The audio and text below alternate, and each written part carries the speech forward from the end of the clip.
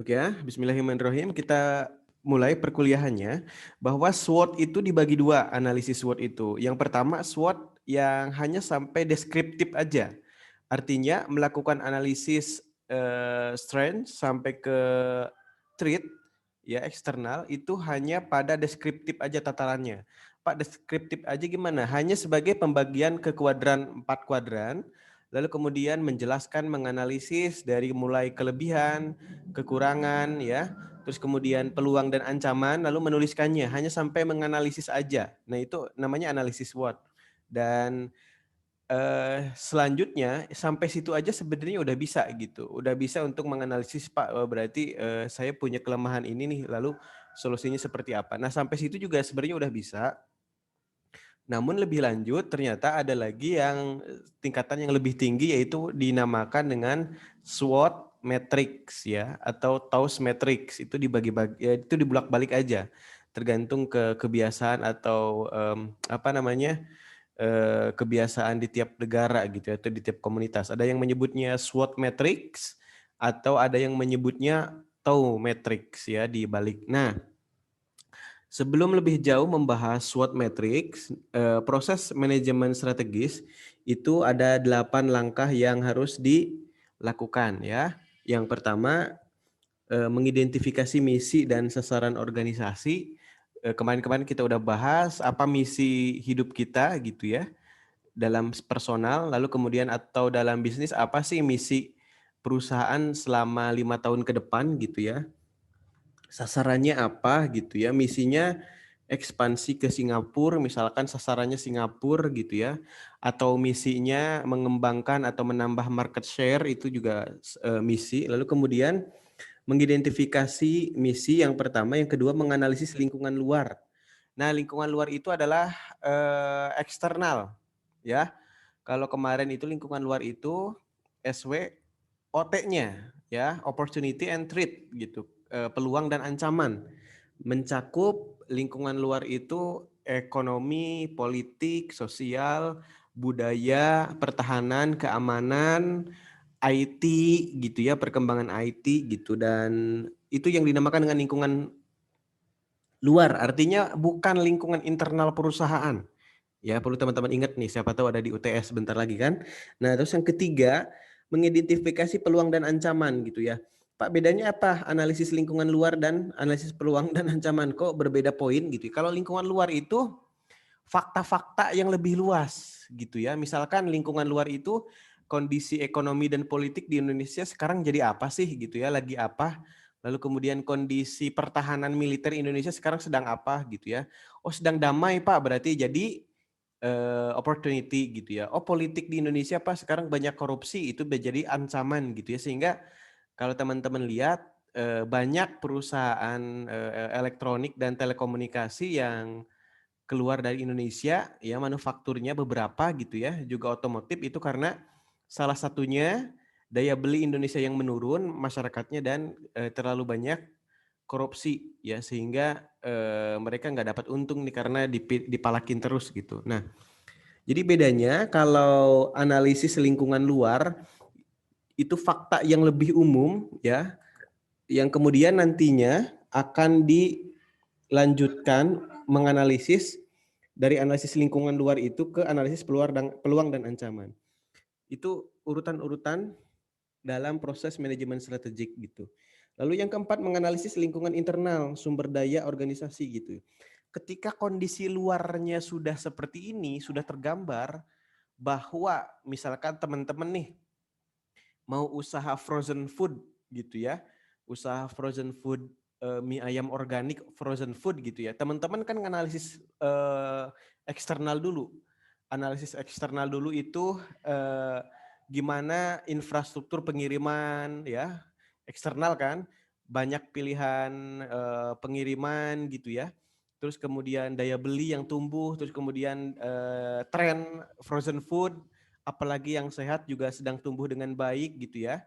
Nah itu kan peluang-peluang. Nah teman-teman melakukan itu di berbagai bidang gitu ya, Epolixos Budhankam sama IT gitu, sehingga teman-teman yakin secara eksternal bahwa ini waktunya untuk launching produk mie ayam organic frozen food misalkan gitu. Nah Setelah itu teman-teman baru melakukan analisis lingkungan internal atau sumber daya organisasi ya. Ya kemarin ya gitu ya, ada SW berarti strength, kekuatan, W-nya weakness gitu ya. Teman-teman punya kekuatan apa gitu. Pak, saya punya kekuatan meracik bumbu yang khas gitu yang menjadi rahasia. Oke. Lalu kemudian kekuatan juga Pak, rumah saya itu di pinggir jalan atau rumah saya berada di desa yang banyak ditemui atau menjadi jalur pendistribusian logistik gitu ya. Jadi nggak di kampung banget, nggak di leuweung banget gitu ya. Itu jadi kekuatan gitu ya. Atau justru sebaliknya Pak, rumah saya berada di pelosok nih gitu ya. Kalau ada si cepat atau JNE itu suka puyeng gitu ya. Nyarinya itu jadi kelemahan gitu ya. Nah, teman-teman juga setelah menganalisis eksternal, analisis juga internalnya gitu.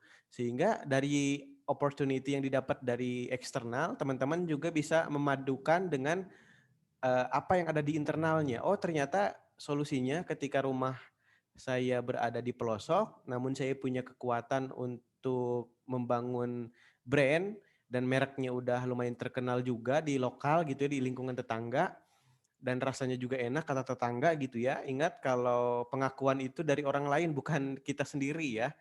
Testimoni dari tetangga lokal juga sudah oke. Solusinya adalah untuk pemasaran dititipkan ke rumah saudara dulu baru dikirimkan melalui poin sender dari apa namanya pengiriman. Ingat ini misalkan kita mau launching atau ekspansi mie frozen food organik ini fokusnya di online 100% ya. Artinya pengiriman online di Facebook, Instagram atau marketplace, maka harus dititipkan di rumah saudara yang di kota ya untuk pengambilannya misalkan gitu. Lalu kemudian selanjutnya mengidentifikasi kekuatan dan kelemahan. Nah, ini sama aja dengan analisis lingkungan luar dan analisis lingkungan internal gitu. Jadi analisis lingkungan luar dan analisis lingkungan eksternal itu adalah fakta-faktanya gitu ya. Faktanya saya berada di kampung, misalkan faktanya saya punya resep gitu ya, faktanya saya punya SDM yang unggul, faktanya saya punya tetangga yang ngebantu buat mie-nya. Nah, itu fakta. Tapi kan itu belum jadi peluang dan ancaman gitu ya, belum jadi kekuatan dan kelemahan gitu. Baru dispesifikkan, diidentifikasi kekuatan dan kelemahan. Lalu selanjutnya baru merumuskan strategi gitu. Nah, kira-kira strateginya seperti apa nih? Gitu ya. Lalu kemudian melaksanakan strategi dan evaluasi strategi. Nah, ini poin ini yang nanti kita akan bahas saat ini. Gitu ya. Kira-kira strateginya kayak gimana sehingga kita tuh nggak boros dalam melaksanakan bisnis ini gitu. Tepat sasaran, tepat guna kira-kira seperti apa. Nah, ini akan kita bahas sebentar lagi. Nah, oke.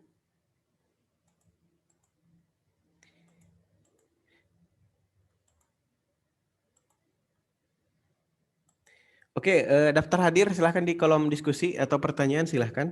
Ini merupakan gambar proses menentukan strategi ya, peluang dan ancaman.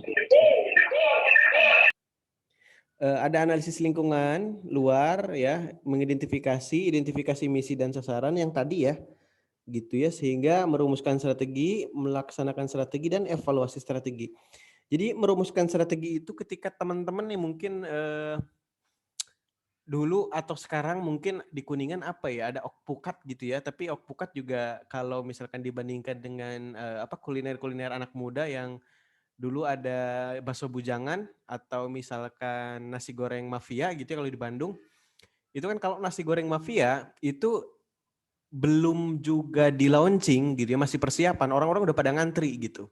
Kenapa Pak? Strateginya emang kayak gimana gitu? Mereka merumuskan strateginya, pertama membuat atau memberikan 1.000 piring nasi goreng gratis pas launching gitu ya.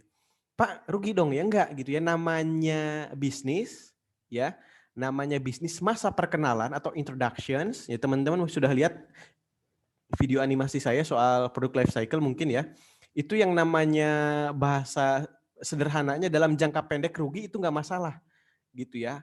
Atau dalam jangka pendek gak dapat untung nggak masalah. Promosi 1.000 piring gratis gak apa-apa. Yang penting orang tahu bahwa nasi goreng kita enak, banyak rasa, unik kemasannya, unik rasanya, efek kali dari tiap harinya itu ke depan jadi 1.500 bayar ya piring, terus kemudian sampai ke 5.000 pas puncaknya gitu ya, rame jadinya di kawasan Dipati Ukur dekat Unpad atau di Setiabudi itu jadi rame ya. Nah itu akan menjadi titik poin kembalian dana atau return of investment gitu. Jadi itu yang dinamakan dengan strategi itu, strategi marketingnya. Karena mereka sudah menentukan kekuatan mereka apa. Oh nasi goreng bujangan, nasi goreng mafia, kekuatannya uniqueness gitu ya. Dan selling point yang lainnya adalah rasanya yang enak gitu. Tempatnya cozy misalkan gitu ya. Nah itu jadi merumuskan strategi. Oh melaksanakan strategi tadi ya, melaksanakan strategi itu merumuskan strategi tadi strategi launchingnya, melaksanakan strategi ya melaksanakan launchingnya, evaluasi strateginya dengan pembagian 1.000 gratis piring itu dengan pas launching efektif enggak? Dilihatnya dari mana? Penjualan setelah itu. Nah, ketika penjualannya naik maka bagus, berarti evaluasinya oke gitu. Nanti perlu dikembangkan. Oh, ternyata ini nih penjualannya jelek ya. Ada yang harus dievaluasi apa rasa, tempat kayak gitu ya. Berarti strateginya harus diganti gitu. Nah, itu strategi. Salah satu strateginya seperti itu. Dan tahapan perencanaan strategi dalam penyusunan Renstra melalui 3 tahap analisis. Yang pertama tahap pengumpulan data, ya. Yang kedua ada tahap analisis, dan yang ketiga adalah pengambilan keputusan, gitu ya. Jadi belajar strategik itu pada akhirnya adalah keputusan, keputusan untuk melakukan langkah A, B, C tertentu ya. Salah atau benarnya suatu keputusan, bahkan hingga Nokia yang mati suri, terus kemudian BlackBerry yang mati dan lain itu karena bagaimana si orang itu menentukan merumuskan strateginya gitu ya. Sukses atau tidaknya tergantung formulasi strateginya. Nah, dalam penyusunan Renstra yang pertama itu ada data eksternal dan internal yang tadi ya. SWOT itu pengumpulan data kan. Kita ngumpulin data kan, apa sih peluang eksternal, apa sih peluang internal di data dikumpulkan gitu ya. Datanya mencakup tadi ya, spesifiknya data pasar gitu ya, artinya data di pasar misalkan tadi ya mie di frozen food misalkan data pasar frozen food sekarang gimana kita baca, oh ternyata pertumbuhan frozen food sekarang di Indonesia lagi tumbuh banget gitu ya. Kompetitornya siapa gitu ya.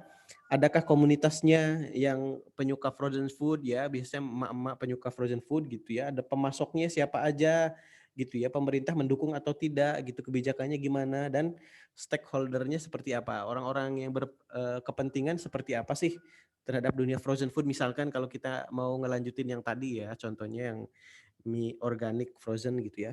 Lalu kemudian data internal, datanya yang di laporan keuangan gitu ya, terus kegiatan SDM-nya udah seperti apa sih ketika kita mau ekspansi gitu ya, operasional, proses produksinya udah efisien belum, pemasarannya ya, Facebook Ads atau Instagram Ads ya, atau TikTok Ads yang kayak gitu-gituan. Bagaimana prosesnya udah jalan atau belum, misalkan gitu, metode yang digunakan, metrik faktor eksternal, ini yang akan kita bahas nih, metrik faktor eksternal dan internal. Lalu kemudian setelah dibuat metriknya, baru analisisnya, metrik SWOT atau TWOT, metrik BCG, ya BCG mungkin nanti setelah UTS ya, metrik space, metrik grand strategi, dan pengambilan keputusan gitu. Jadi metrik itu adalah alat ya, alat untuk mendukung keputusan dijalankan lebih efektif atau tidak gitu.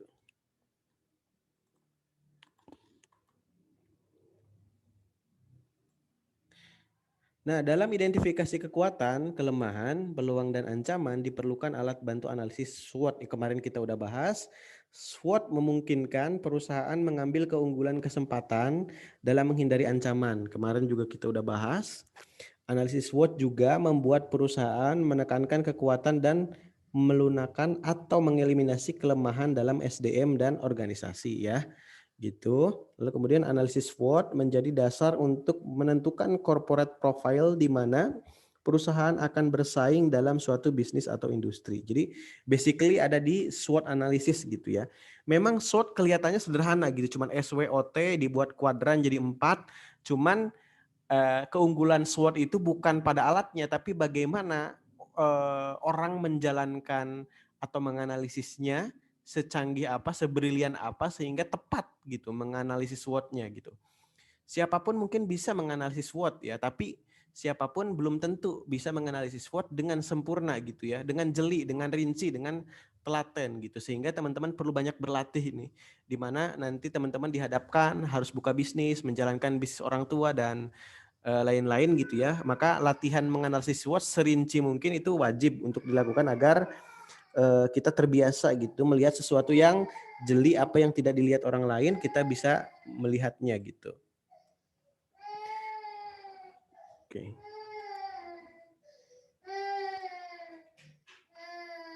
Lalu kemudian pengertian analisis sebagai formulasi strategi. Analisis SWOT adalah identifikasi berbagai faktor secara sistematis untuk merumuskan strategi perusahaan. Lalu kemudian analisis ini didasarkan pada logika yang dapat memaksimalkan keuntungan atau strengths ya, dan peluang opportunity, namun secara bersamaan dalam meminimalisasikan kelemahan dan threat gitu ya. Jadi ada kuadran-kuadran yang perlu teman-teman optimalkan, yaitu kelebihan internal dan peluang eksternal. Yang harus dieliminasi adalah kelemahan internal dan ancaman eksternal gitu. Nah, proses pengambilan keputusan strategi merupakan pengambilan dari misi gitu ya. Jadi dari misi diturunkan, dikolaborasikan dengan strategi gitu ya. Dan pada akhirnya tujuan strategi dan kebijakan perusahaan, dengan demikian strategic planner harus menganalisis faktor-faktor strategis perusahaan. Ya tadi ya yang SWOT itu ya. Ini kita masih bahas tentang pentingnya SWOT ya. Cara membuat analisis SWOT adalah pengumpulan data ya. Metode yang tepat untuk kualitatif snowcat atau snowballing ya. Buat metrik IFAS, ini kita akan bahas juga, dan metrik interaksi SWOT atau TWOS gitu. Nah ini diagram analisis dari SWOT. Oke ya. SWOT analisis. Strengths artinya punya keunggulan yang kuat gitu ya dibandingkan dengan weakness-nya. Jadi teman-teman ketika teman-teman sudah menganalisis misalkan banyak ke bawah ya kelemahannya, misalkan kelemahannya misalkan ada 5 poin nih. Ada 5 poin di sini ya. Lalu ternyata kekuatannya juga ada 10 poin. Nah, teman-teman gimana caranya kelemahan ini harus teman-teman menjadikan sebagai kekuatan gitu. Tadi misalkan rumah tempat pengiriman frozen food kita ada di pelosok ya, kenapa kita nggak menggunakan apa namanya pick up point rumah saudara atau rumah teman kita yang ada di kota misalkan seperti itu. Lalu kemudian ini juga treat harus menjadi opportunity ya, peluang harus bisa menjadi ancaman harus bisa menjadi ancaman harus bisa menjadi sebuah peluang gitu ya. Banyak kan sekarang bisnis-bisnis ya, kemarin kita udah bahas atau belum ya di kelas ini ya. Banyak bisnis-bisnis yang di pandemi ini 90% rugi ya, tapi ada 10% orang yang mendapatkan keuntungan berkali-kali lipat. Ya contohnya orang yang berbisnis di farmasi ya. Terus banyak juga sekarang orang yang atau perusahaan yang contohnya mengubah ancaman menjadi peluang itu adalah perusahaan-perusahaan yang tiba-tiba menjual produk-produk farmasi kayak Polytron yang jualan masker gitu ya. Lalu kemudian Bolt atau itu produsen elektronik ya yang menjual masker, hand sanitizer. Ya tujuannya untuk apa? Tujuannya untuk mengubah ancaman menjadi peluang gitu ya. Merubah ancaman kebangkrutan, merubah ancaman PHK menjadi peluang gitu ya. Kenapa di Thailand ada maskapai penerbangannya yang dagang di pinggir jalan ya, dagang apa? Nasi uduk kalau di Indonesia ya.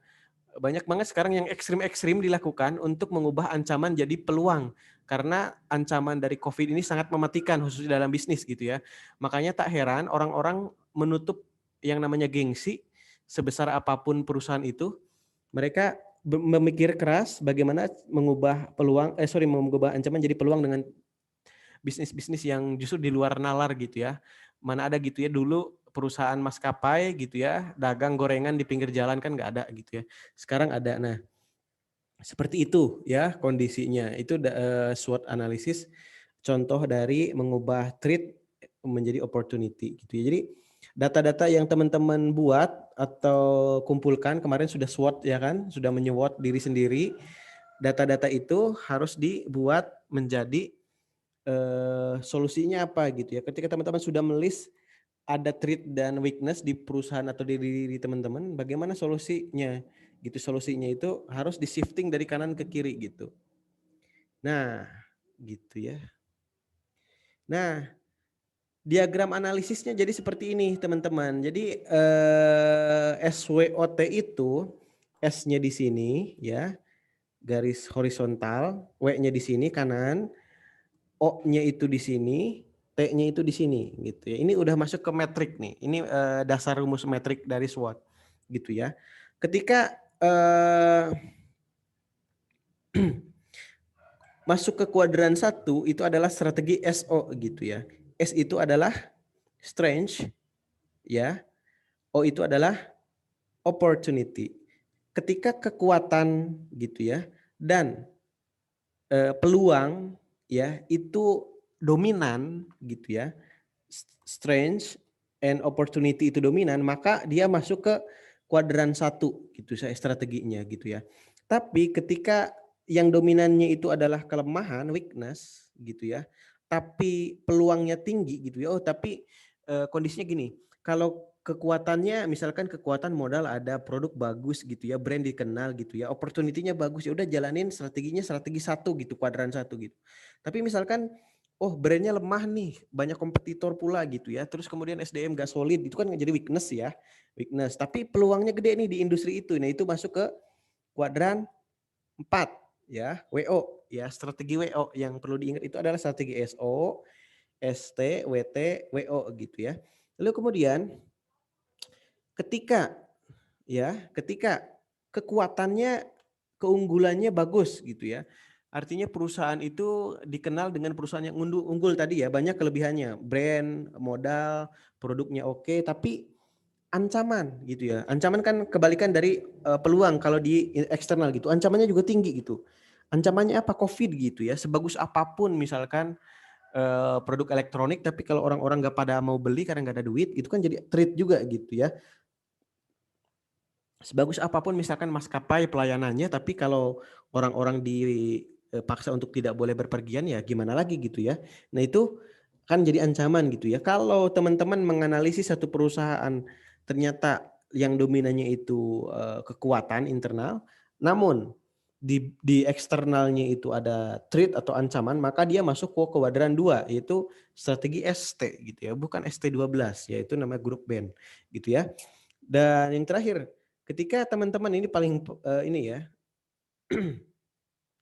paling gimana ya, paling parah nih. Ketika kita menemukan di internalnya udah lemah gitu ya, weakness, jadi masalah perusahaan ini banyak banget gitu ya. Mau di PHK gitu ya, gaji belum dibayar gitu ya, produk amburadul gitu, cacat gitu ya, banyak komplainan gitu ya. Terus kemudian trade-nya juga banyak pesaing gitu ya. Dilarang pemerintah jualan gara-gara PSBB dan lain-lain. Itu harus kayak gimana? Ini strateginya strategi WT, weakness trade gitu ya, di kuadran ketiga.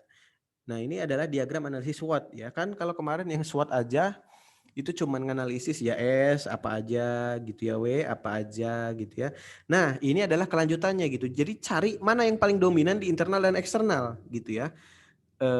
Lalu carikan solusinya, di internal solusinya apa, eksternal solusinya apa. Setelah itu, nah bisa melalui perasaan ya, perasaan itu artinya melalui insting, feeling, strateginya mau apa nih gitu ya. Ini diagram analisisnya ini gitu ya.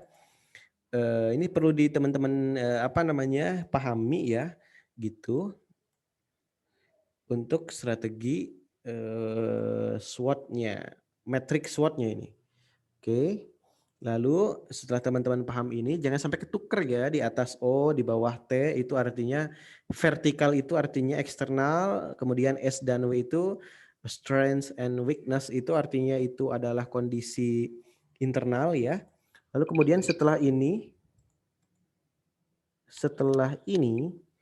nah faktor-faktor ya melakukan bobot. Ini namanya bentar nih bisa dicoretan ya. Ini dinamakan dengan matriks IFAS dan EFAS gitu ya. Apa IFAS dan EFAS? Di sini ada faktor strategi, peluang, ancaman gitu ya. Bobot, rating, bobot dikali rating, keterangan gitu ya. IFAS itu adalah internal faktor ya, sementara EFAS itu adalah eksternal faktor analisis gitu ya. Jadi cara agar nanti kalau ngitungnya ya, ini udah mulai ngitungan nih. Kan tadi udah dibahas SWOT itu bisa ngitung kuantitatif, bisa kualitatif, enggak ngitung. Nah ini yang ngitungnya. Cara ngitung supaya nanti bisa masuk ke kuadran mana ya, itu menggunakan metrik EVAS. Faktor strategis peluangnya apa? Faktor strategis ancamannya apa? Bobotnya 1, ratingnya 1 sampai 4 gitu ya. Bobot kali rating 1 sampai 4.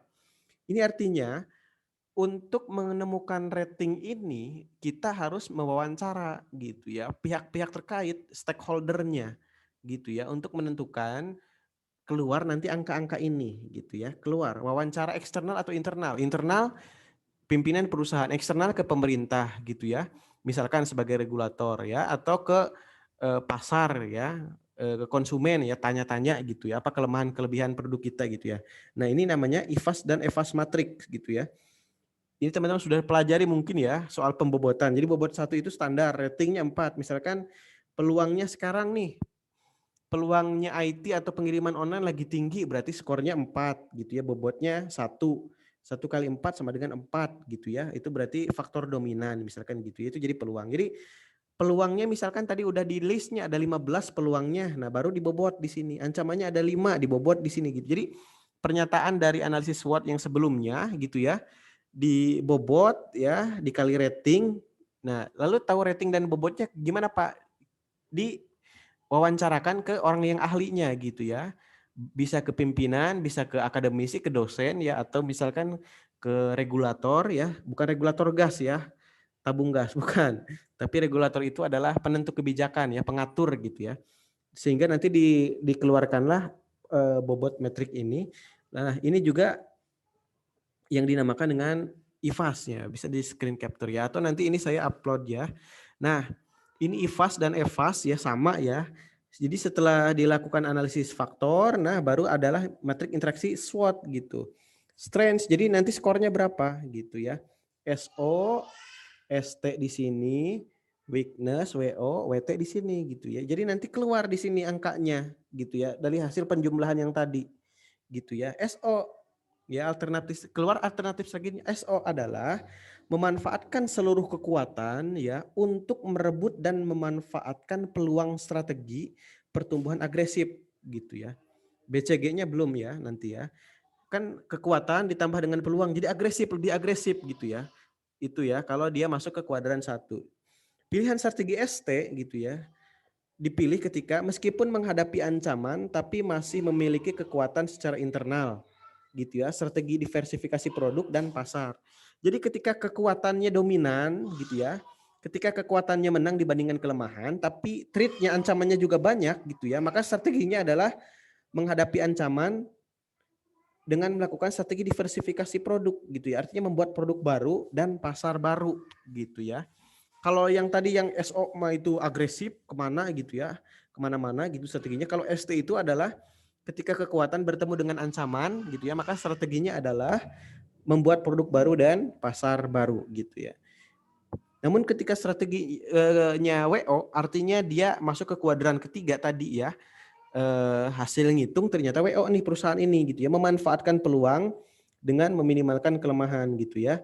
Jadi ini berbenah diri fokusnya gitu. Peluangnya kayak gini nih, ya. Ya kita nutupin dulu nih kelemahan kita gitu ya. Meskipun peluangnya gede, artinya nggak terlalu agresif gitu. Karena kalau terlalu agresif, maksa ke strategi SO nggak bisa gitu. Karena kan internalnya sendiri weak gitu ya. Internalnya sendiri itu lemah gitu ya.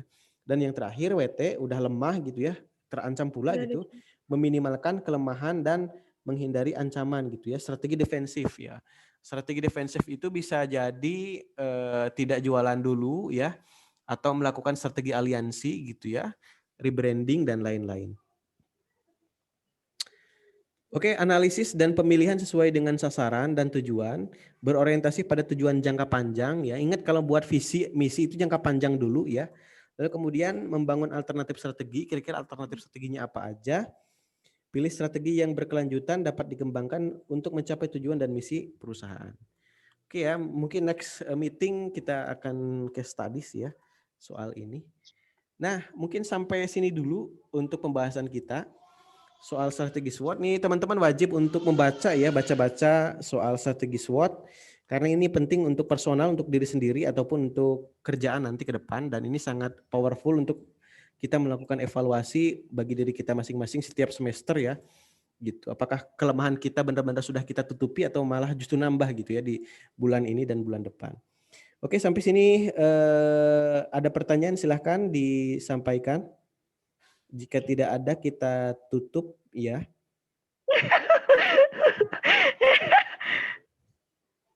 Ya, oke, ada pertanyaan? Oke, jika tidak ada, terima kasih sudah mengikuti perkuliahan pada kesempatan hari ini. Saya rekomendasikan buku-buku yang ada di silabus, tapi teman-teman bisa mencari atau reference Word ini banyak banget di internet ya. Silakan untuk mempelajarinya. Sampai jumpa di pertemuan selanjutnya. Jika ada pertanyaan nanti bisa dituliskan di kolom komentar atau di kolom diskusi di chat box di Telegram bisa ya. Kalau misalkan ada pertanyaannya mungkin nanti malam atau besok. Terima kasih. Wassalamualaikum warahmatullahi wabarakatuh. Waalaikumsalam warahmatullahi wabarakatuh. Waalaikumsalam warahmatullahi wabarakatuh.